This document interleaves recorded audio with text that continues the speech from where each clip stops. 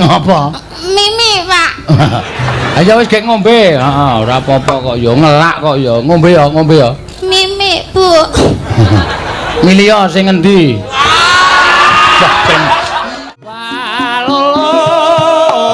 Kur.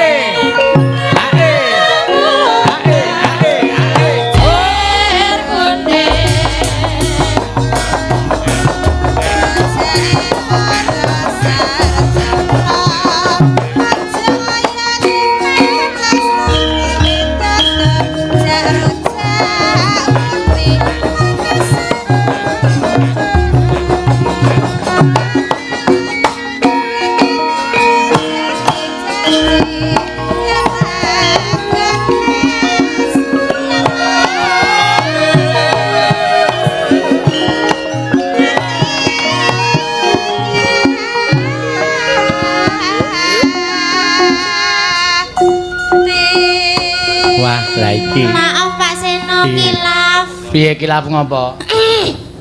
Ngopo? Mimi, Pak. Ayo wis gek ngombe. Heeh, ora apa-apa kok ya ngelak kok ya. Ngombe ya, ngombe ya. Mimi, Bu. Milih sing endi?